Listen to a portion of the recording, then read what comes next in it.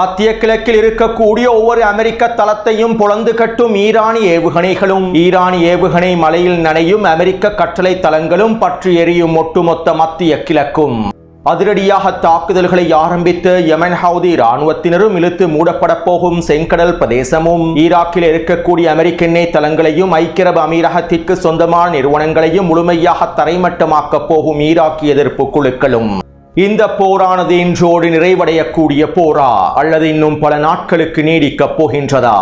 தோல்வியடைந்த அமெரிக்காவினதும் இஸ்ரேலிய ஆக்கிரமிப்பினதும் ஆரம்ப கட்ட தாக்குதல்களும் கோபத்தால் மீண்டும் தாக்குதல்களை ஆரம்பித்திருக்கக்கூடிய அமெரிக்காவும் இஸ்ரேலிய ஆக்கிரமிப்பும் இஸ்ரேலிய ஆக்கிரமிப்பின் ஹைஃபா மற்றும் டெல் அவீவ் பிரதேசங்களை பதம் பார்க்கும் ஈரானிய ஏவுகணைகளும் உச்சக்கட்ட ஊடக தணிக்கையை செயற்படுத்தி இருக்கக்கூடிய இஸ்ரேலிய ஆக்கிரமிப்பு அரசாங்கமும் ஈரானிய இராணுவ தலைமையகம் வெளியிட்டிருக்கக்கூடிய அதிரடியான அறிவிப்புகளும் ஆக்கிரமிப்புக்கு எதிராக இறுதி வரை போராடுவதற்கு களமிறங்கியிருக்கக்கூடிய ஈரானிய இராணுவமும் ஈரானுக்குள்ளே மீண்டும் ஆர்ப்பாட்டங்களும் கலவரங்களும் ஆரம்பிக்கப்பட்டு விட்டனவா?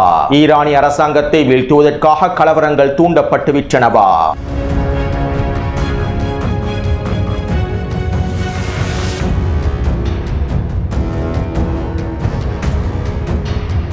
இது ஈரான் அப்டேட்டின் இரண்டாவது காணொளியாகும். முதலாவது காணொளியை பார்வையிடாதவர்கள் கீழே இருக்கக்கூடிய லிங்கினை பயன்படுத்தி பார்வையிடலாம் அல்லது டெலிகிராம் மற்றும் வாட்ஸ்அப் சேனல்களில் இணைந்து கொள்வதன் மூலமாக தொடர்ச்சியான ஒட்டுமொத்த காணொளிகளையும் உங்களுக்கு தெளிவாக பார்வையிடலாம். மேலும் இவற்றினுடைய லிங்கினை கீழே பதிவிட்டுள்ளேன். அத்தோடு ஈரானின் வான் பாதுகாப்பு அமைப்புகள் ஏன் செயற்படுத்தப்படவில்லை, ஈரானின் வான் பாதுகாப்பு அமைப்புகள் அமெரிக்காவினுடைய இஸ்ரேலிய ஆக்கிரமிப்பினுடைய ஏவுகணை தாக்குதல்களை வான்வழி தாக்குதல்களை ஏன் தடுக்கவில்லை என சிலர் கேள்விகளை எழுப்பியிருந்தீர்கள். முன்னைய காணொளியில் இவை தொடர்பாக நான் தெளிவாக குறிப்பிட்டுள்ளேன். அமெரிக்காவினதும் இஸ்ரேலிய ஆக்கிரமிப்பினதும் ஆரம்ப கட்ட தாக்குதல்களை தடுப்பதற்கு ஈரான் திட்டமிட்டிருக்கவில்லை. அமெரிக்காவினுடைய இஸ்ரேலிய ஆக்கிரமிப்பினுடைய ஆரம்ப கட்ட தாக்குதல்களுடைய இலக்குகள் அவர்களுடைய ஆச்சரிய தாக்குதல்கள், படுகொலை தாக்குதல்கள் தோல்வியடைய வேண்டும் என்பதற்கான வேலை திட்டங்களையே ஈரான் மேற்கொண்டிருந்தது.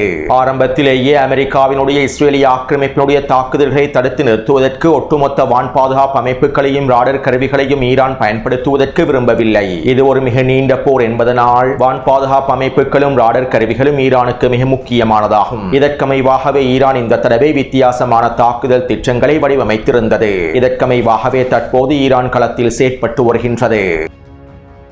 அத்தோடு அமெரிக்காவினுடைய இஸ்ரேலிய ஆக்கிரமிப்பினுடைய ஆரம்ப கட்ட தாக்குதல்கள் ஈரானிய உச்ச தலைவரையும் ஈரானிய ஜனாதிபதியையும் ஈரானின் தேசிய பாதுகாப்பு சபையினுடைய தலைவர் அலி லர்ஜானி அவர்களையும் ஈரானிய வெளியுறவுத்துறை அமைச்சரையும் இன்னும் மிக முக்கியமான அரசியல் தலைமைகளையும் இராணுவ தலைமை அதிகாரிகளையும் தளபதிகளையும் படுகொலை செய்வதாகும். இந்த படுகொலை தாக்குதல்களையே அமெரிக்கா வீரியமாக மேற்கொண்டிருந்தது. இருப்பினும் அமெரிக்காவினுடைய இஸ்ரேலிய ஆக்கிரமிப்பினுடைய இந்த ஆரம்ப கட்ட படுகொலை தாக்குதல்களில் ஈரானிய உச்ச தலைவரோ ஈரானிய ஜனாதிபதியோ ஈரானிய வெளியுறவுத்துறை அமைச்சரோ அலி லர்ஜானி அவர்களோ படுகொலை செய்யப்படவில்லை. இன்னும் சில முக்கியமான தலைமைகளும் பாதுகாக்கப்பட்டுள்ளார்கள். அதே நேரம் தற்போது கிடைக்கப்பெற்றிருக்கக்கூடிய தகவல்களுக்கு அமைவாக ஈரானிய IRGC இராணுவத்தின் 2 தலைமை அதிகாரிகள் படுகொலை செய்யப்பட்டிருப்பதாக தெரிவிக்கப்படுகின்றது.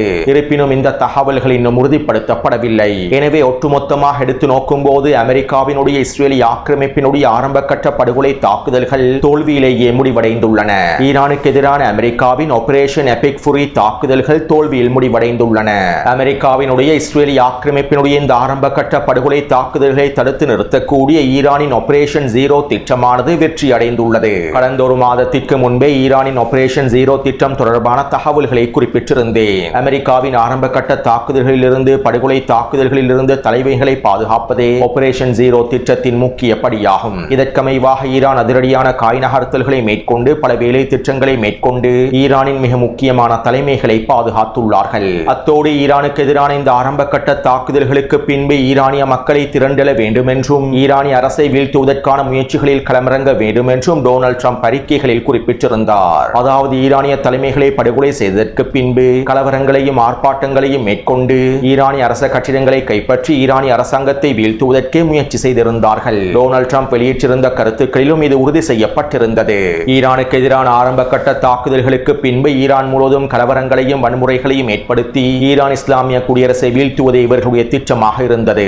இதற்கமைவாக டொனால்ட் ட்ரம்பினுடைய அறிக்கையை தொடர்ந்து கோமாளி ரீசா பஹலவியும் அறிக்கைகளை வெளியிட்டிருந்தார். ஈரானிய மக்களே, இது உங்களுக்கான நேரம். டொனால்ட் ட்ரம்ப் உங்களுக்காக தாக்குதல்களை மேற்கொண்டு விட்டார். இதற்கு பிறகு நீங்கள் அமைதியாக இருக்கக்கூடாது. இந்த தாக்குதல்கள் ஈரானிய மக்களுக்கு எதிராக மேற்கொள்ளப்பட்ட தாக்குதல்கள் அல்ல, ஈரான் இஸ்லாமிய குடியரசுக்கு எதிரான தாக்குதலாகும். இதனால் இந்த சந்தர்ப்பத்தினை பயன்படுத்தி ஒட்டுமொத்த ஈரானிய அரச கட்டிடங்களையும் கைப்பற்றி ஈரானிய அரசாங்கத்தை முடிவுக்கு கொண்டு வாருங்கள் என கோமாளி ரீசா பஹலவியும் குறித்த அறிக்கையில் கோரிக்கைகளை முன்வைத்திருந்தார்.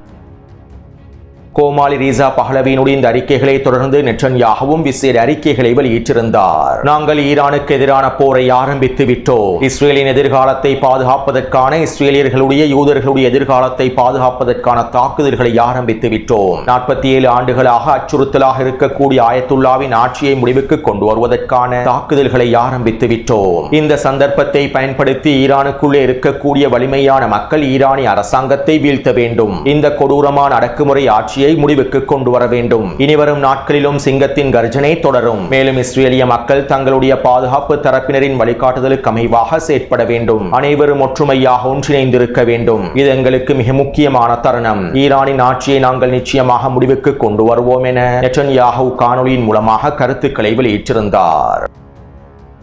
டொனால்ட் ட்ரம்பினுடைய இந்த அறிக்கைகளை தொடர்ந்து, கோமாளி ரீசா பஹலவியின் அறிக்கைகளை தொடர்ந்து, நெட்டன்யாஹுவின் அறிக்கைகளை தொடர்ந்து ஈரானுக்குள்ளே ஆர்ப்பாட்டங்கள், கலவரங்கள் வெடிக்கும் என்று அனைவரும் எதிர்பார்த்தார்கள். மேலும் அவர்கள் வகுத்திருந்த திட்டங்களுக்கு அமைவாக ஈரான் முழுவதும் கலவரங்கள் வெடித்து அரச கட்டிடங்கள் கைப்பற்றப்பட்டு ஈரான் இஸ்லாமிய குடியரசு வீழ்த்தப்படும் என்று எதிர்பார்க்கப்பட்டது. ஆனால் ஈரானிய களத்தில் ஒரு ஈகாக்கா கூட வீதியில் களமிறங்கவில்லை. ஏனென்றால் ஈரான் அதிரடியான தரமான நடவடிக்கைகளை மேற்கொண்டிருந்தது. அமெரிக்காவினுடைய இஸ்ரேலிய ஆக்கிரமிப்பு இந்த சூழ்ச்சி திட்டங்களை முறியடிப்பதற்காக ஈரானுக்கு எதிரான தாக்குதல்கள் ஆரம்பிக்கப்பட்டதுமே ஈரானிய இராணுவமும் ஈரானிய தலைமைகளும் அதிரடியான வேலை திட்டங்களை நடைமுறைப்படுத்தினார்கள். தெஹ்ரான் தொடக்கம் ஈரானினுடைய ஒவ்வொரு பிரதேசத்திலும் அதிரடியாக IRGC இராணுவமும் NOPO படைப்பிரிவினரும் பசிச் படைப்பிரிவினரும் களமிறக்கப்பட்டார்கள். ஈரானின் ஒவ்வொரு தெருக்களிலும் அதிகளவான பசிச் படைப்பிரிவுகள் களமிறங்கினார்கள். மேலும் தெஹ்ரானின் ஒவ்வொரு தெருவும் ஈரானிய இராணுவத்தின் கட்டுப்பாட்டுக்குள் கொண்டு வரப்பட்டன.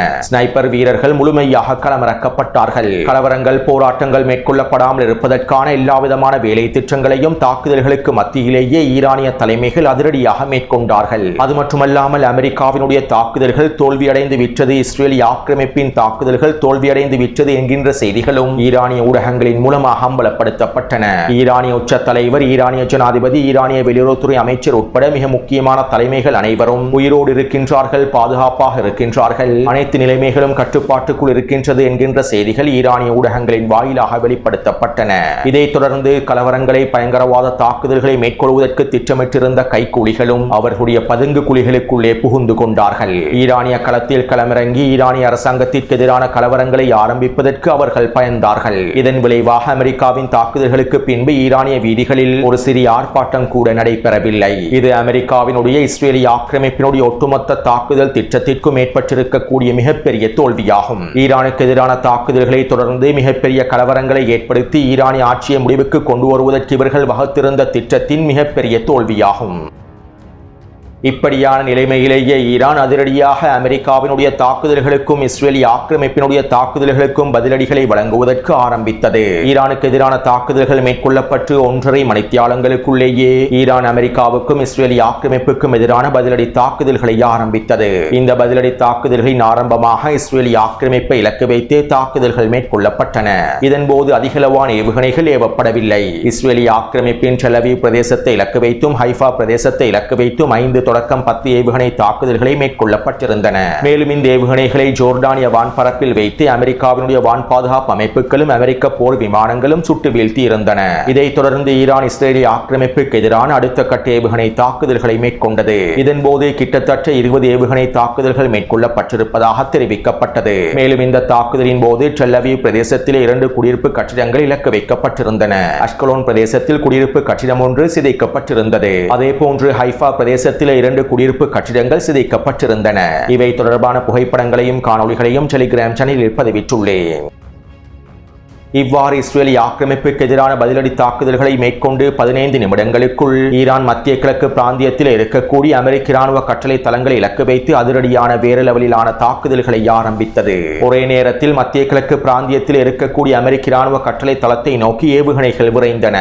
ஆரம்பமாக பஹ்ரைனில் இருக்கக்கூடிய அமெரிக்க கடற்படை தளத்தை இலக்கு வைத்து ஏவுகணை தாக்குதல்கள் மேற்கொள்ளப்பட்டன. இதைத் தொடர்ந்து கத்தாரிலும் ஐக்கிய அரபு அமீரகத்திலும் இருக்கக்கூடிய அமெரிக்க ராணுவ கட்டளை தளங்களை இலக்கு வைத்து ஏவுகணை தாக்குதல்கள் மேற்கொள்ளப்பட்டன. இந்த ஆரம்பகட்ட ஏவுகணை தாக்குதல்களில் சிலவற்றை குறித்த அமெரிக்க கட்டளை தளத்தில் இருக்கக்கூடிய அமெரிக்க வான் பாதுகாப்பு அமைப்புகள் சுட்டு வீழ்த்தி இருந்தன. இருப்பினும் இதைத் தொடர்ந்து ஈரான் அனுப்பி வைத்திருந்த ஏவுகணை மழையினை அமெரிக்க வான் பாதுகாப்பு அமைப்புகளினால் தடுத்து நிறுத்த முடியவில்லை. இதனால் கத்தார் மற்றும் பஹ்ரைனில் இருக்கக்கூடிய அமெரிக்க ராணுவ கட்டளை தளங்கள் தொடர்ச்சியாக தாக்கப்பட்டன.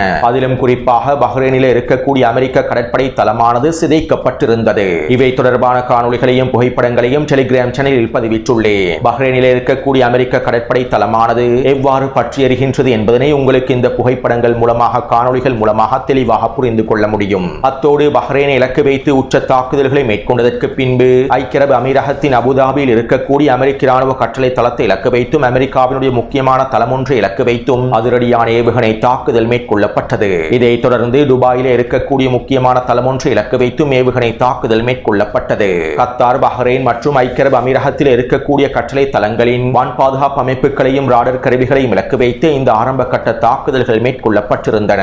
இந்த தாக்குதலில் பஹ்ரைனில் இருக்கக்கூடிய ராடர் கருவிகளும் வான் பாதுகாப்பு அமைப்புகளும் சிதைக்கப்பட்டிருந்தன. அதே போன்று கத்தார் மற்றும் ஐக்கிய அரபு அமீரகத்தில் இருக்கக்கூடிய வான் பாதுகாப்பு அமைப்புகளும் ராடர் கருவிகளும் தரைமட்டமாக்கப்பட்டிருந்தன. இவ்வாறு 3 அடிமை நாடுகளிலும் இருக்கக்கூடிய வான் பாதுகாப்பு அமைப்புகளையும் ராடர் கருவிகளையும் தரைமட்டமாக்கியதற்கு பின்பு குறித்த 3 தளங்களையும் இலக்கு வைத்து ஈரான் மீண்டும் அடுத்த கட்ட தாக்குதல்களை ஆரம்பித்தது. இதன்போது மீண்டும் பஹ்ரைன், கத்தார் மற்றும் ஐக்கிய அரபு அமீரகத்தில் இருக்கக்கூடிய தளங்கள் இலக்கு வைக்கப்பட்டன. குறித்த அமெரிக்க கட்டளை தளங்களுக்கு அருகாமையிலும் அதனுடைய மிக முக்கியமான பிரதேசங்களிலும் பாரிய வெடிப்புகள் ஏற்பட்டிருப்பது உறுதி செய்யப்பட்டுள்ளது. சுருக்கமாக குறிப்பிடுவதாக இருந்தால் கத்தார், பஹ்ரைன் மற்றும் ஐக்கிய அரபு அமீரகம் பற்றி எரிகின்றது. அத்தோடு யாரும் கோபிக்க கூடாது என்பதற்காக, குறைப்பிடிக்க கூடாது என்பதற்காக ஏனைய அடிமை நாடுகளில் இருக்கக்கூடிய அமெரிக்க ராணுவ கட்டளை தளங்களை இலக்கு வைத்தும் தாக்குதல்களை மேற்கொள்ள ஈரான் ஆரம்பித்தது. இந்த 3 அடிமைகளுடைய அமெரிக்க கட்டளை தளங்களை சிதைத்ததற்கு பின்பு சவுதி அரேபியாவில் இருக்கக்கூடிய அமெரிக்க ராணுவ கட்டளை தளத்தை இலக்கு வைத்தும் தாக்குதல்கள் மேற்கொள்ளப்பட்டன. அதே போன்று ஜோர்டானில் இருக்கக்கூடிய அமெரிக்க ராணுவ கட்டளை தளத்தை இலக்கு வைத்தும் தாக்குதல்கள் மேற்கொள்ளப்பட்டன. கிட்டத்தட்ட 5க்கும் அதிகமான ஏவுகணை தாக்குதல்கள் ஜோர்டானிய தளத்தில் விழுந்திருப்பதாக தெரிவிக்கப்படுகின்றது. ஜோர்டானில் இருக்கக்கூடிய அமெரிக்க ராணுவ கட்டளை தளத்தின் களஞ்சிய சாலைகளும் ஓடு பாதைகளும் சிதைக்கப்பட்டிருப்பதாகவும் தெரிவிக்கப்படுகின்றது. இதைத் தொடர்ந்து ஈராக்கின் குர்திஸ்தான் தலைநகரான எர்பில் பிரதேசத்தில் இருக்கக்கூடிய அமெரிக்க ராணுவ கட்டளை தளத்தை இலக்கு வைத்தும் ஈரான் அதிரடியான ஏவுகணை தாக்குதல்களை மேற்கொண்டிருந்தது. இதைத் தொடர்ந்து குவைட்டில் இருக்கக்கூடிய அமெரிக்க ராணுவ கட்டளை தளத்தை இலக்கு வைத்து மிகப்பெரிய ஏவுகணை தாக்குதல்களை மேற்கொண்டிருந்தது. இந்த தாக்குதலின் போது குவைட்டில் இருக்கக்கூடிய அமெரிக்க ராணுவ கட்டளை தளத்தில் மிகப்பெரிய வெடிப்புகள் ஏற்பட்டிருந்தன. இவை தொடர்பான காணொளிகளையும் டெலிகிராம் சேனலில் பதிவிட்டுள்ளேன். அத்தோடு ஈரானினுடைய அதிரடியான தரமான தாக்குதல்களை அமெரிக்கா எதிர்பார்க்கவில்லை. அமெரிக்க போர் விமானங்கள் ஈரானுக்கு எதிரான தாக்குதல்களை மேற்கொண்டு விட்டு அமெரிக்காவுக்கு திரும்புவதற்கு முன்பே ஈரான் அதிரடியான உச்ச பதிலடிகளை ஆரம்பித்து விட்டது. அமெரிக்க அதிகாரிகளின் எச்சரிக்கைகளும் வழிகாட்டுதல்களும் மத்திய கிழக்கு பிராந்தியத்தில் இருக்கக்கூடிய தளபதிகளுக்கு சென்றடைவதற்கு முன்பே ஈரானிய ஏவுகணைகள் அமெரிக்க கட்டளை தளத்தை சென்றடைந்து விட்டன. இதனால் கோபமடைந்த அமெரிக்காவும் இஸ்ரேலிய ஆக்கிரமிப்பும் ஈரானுக்கு எதிரான அடுத்த கட்ட தாக்குதல்களை மீண்டும் ஆரம்பித்தார்கள். இலங்கை நேரப்படி சரியாக 5 மணி அளவில் அமெரிக்காவும் இஸ்ரேலிய ஆக்கிரமிப்பும் மீண்டும் தாக்குதல்களை ஆரம்பித்தன. இதன்போது இஸ்ரேலிய ஆக்கிரமிப்பு ஈராக்கில் இருக்கக்கூடிய ஈராக் எதிர்ப்பு குழுக்களின் 2 தளங்களை இலக்கு வைத்தும் தாக்குதல்களை மேற்கொண்டது. இந்த தாக்குதலில் ஈராக் எதிர்ப்பு குழுவான PMF படைப்பிரிவினுடைய 2 முக்கியமான தளங்கள் இலக்கு வைக்கப்பட்டிருப்பதாக தெரிவிக்கப்படுகின்றது. அதே போன்று அமெரிக்கா ஈரானினுடைய மேற்கு மற்றும் மத்திய பிரதேசத்தை இலக்கு வைத்தும் ஏவுகணை திறன்கள் இருக்கக்கூடிய பிரதேசங்களை இலக்கு வைத்தும் தாக்குதல்களை மேற்கொண்டது. 2வது அலையாக அமெரிக்காவும் இஸ்ரேலிய ஆக்கிரமிப்பும் ஈரானுக்குள்ளே 20க்கும் அதிகமான தாக்குதல்களை மேற்கொண்டிருந்தன. மேலும் ஈரானினுடைய 2 ஏவுகணை தளங்களை இலக்கு வைத்தும் அமெரிக்காவும் இஸ்ரேலிய ஆக்கிரமிப்பும் தாக்குதல்களை மேற்கொண்டிருந்தார்கள். இந்த தாக்குதல் தொடர்பான காணொளிகளையும் இஸ்ரேலிய ஆக்கிரமிப்பு வெளியிட்டிருந்தது. அமெரிக்காவினுடைய இஸ்ரேலிய ஆக்கிரமிப்புடைய இந்த 2ஆம் கட்டளை தாக்குதலை தொடர்ந்து ஈரான் அதிரடியாக மீண்டும் இஸ்ரேலிய ஆக்கிரமிப்புக்கு எதிரான தாக்குதல்களை மேற்கொண்டது.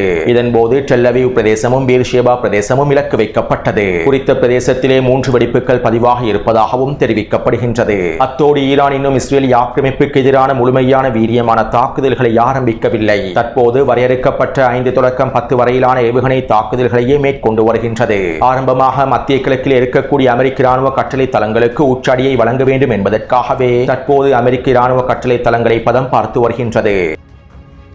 அடுத்து இந்த தாக்குதல்களை தொடர்ந்து ஈரான் மீண்டும் மத்திய கிழக்கு பிராந்தியத்தில் இருக்கக்கூடிய அமெரிக்க ராணுவ கட்டளை தளங்களை இலக்கு வைத்து அடுத்த கட்ட தாக்குதல்களை ஆரம்பித்தது. மேலும் இந்த சந்தர்ப்பத்திலே யமன் ஹவுதி ராணுவத்தினரும் அவர்களுடைய அடுத்த கட்ட தாக்குதல்களை ஆரம்பிப்பதாக அறிவித்தார்கள். செங்கடல் பிரதேசத்தினை முற்றுகையிடப் போவதாக அறிவித்துள்ளார்கள். மேலும் இஸ்ரேலிய ஆக்கிரமிப்புக்கு எதிராக ஏவுகணை மற்றும் ட்ரோன் தாக்குதல்களை மேற்கொள்ளப் போவதாகவும் அறிவித்துள்ளார்கள். அதே போன்று ஈராக்கில் இருக்கக்கூடிய எதிர்ப்பு குழுக்கள் ஈராக்கின் குர்திஸ்தான் பிரதேசத்தில் இருக்கக்கூடிய எண்ணெய் கிணறுகளை இலக்கு வைத்து தாக்குதல்களை மேற்கொள்ளப் போவதாக அறிவித்துள்ளார்கள். அமெரிக்காவின் மிகப்பெரிய எண்ணெய் நிறுவனமான செவ்ரான் நிறுவனமே குர்திஸ்தான் பிரதேசத்தில் எண்ணெய் விநியோகத்தை மேற்கொள்கின்றது. ஐக்கிய அரபு அமீரகத்தின் நிறுவனங்களும் குர்திஸ்தானில் இருக்கக்கூடிய எண்ணெய் கிணறுகளில் முதலீடு செய்துள்ளது. அதாவது குர்திஸ்தான் பிரதேசத்தில் இருக்கக்கூடிய அமெரிக்காவினுடைய ஐக்கிய அரபு அமீரகத்தினுடைய எண்ணெய் வளங்களையும் எண்ணெய் தளங்களையும் இலக்கு வைத்து தாக்குதல்களை ஆரம்பிக்கப் போவதாக ஈராக் எதிர்ப்பு குழுக்கள் அறிவித்துள்ளார்கள். இந்த அறிவிப்பை தொடர்ந்து ஐக்கிய அரபு அமீரகம் ஈராக்கிய குர்திஸ்தான் பிரதேசத்தில் இருக்கக்கூடிய எண்ணெய் நிறுவனங்களிலிருந்து அதனுடைய ஊழியர்களை முழுமையாக வெளியேற்றி வருவதாகவும் தெரிவிக்கப்படுகின்றது. மேலும் குர்திஸ்தான் பிரதேசத்திலே உச்சக்கட்ட பதற்றம் ஏற்பட்டுள்ளது. ஈராக்கிய போராளிகள் குர்திஸ்தான் பிரதேசத்தில் இருக்கக்கூடிய அமெரிக்காவின் நலன்களை இலக்கு வைத்து உச்சக்கட்ட தாக்குதல்களை மேற்கொள்ளப் போகின்றார்கள். அத்தோடு இந்த தாக்குதல்கள் இன்னும் நிறுத்தப்படவில்லை. அமெரிக்காவும் இஸ்ரேலிய ஆக்கிரமிப்பும் ஈரானுக்கு எதிரான தாக்குதல்களை மேற்கொள்கின்றன. ஈரானும் அமெரிக்க கட்டளை தளங்களுக்கு எதிரான தாக்குதல்களையும் இஸ்ரேலிய ஆக்கிரமிப்புக்கு எதிரான தாக்குதல்களையும் மேற்கொள்கின்றன.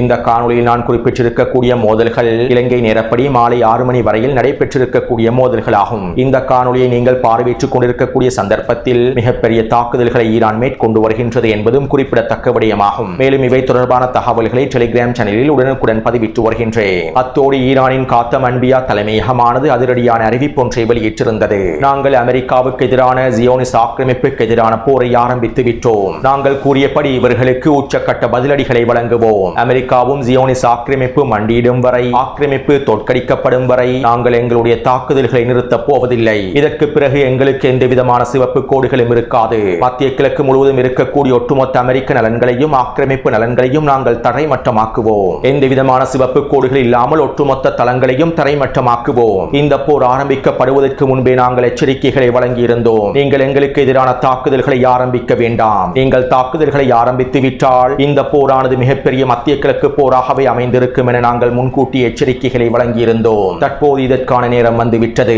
ஒட்டுமொத்த மத்திய கிழக்கு பிராந்தியமும் பற்றி எறிவதற்கான நேரம் வந்துவிட்டது என ஈரானிய இராணுவ தலைமையகம் தரமான அதிரடியான அறிவிப்புகளை வெளியிட்டிருந்தது. எனவே இந்த காணொலி தொடர்பான கருத்துக்களை பதிவிடுங்கள். அடுத்த காணொலியை விரைவாக பதிவிடுகின்றேன். தொடர்ந்தும் என்னுடன் இணைந்திருங்கள். நன்றி, வணக்கம்.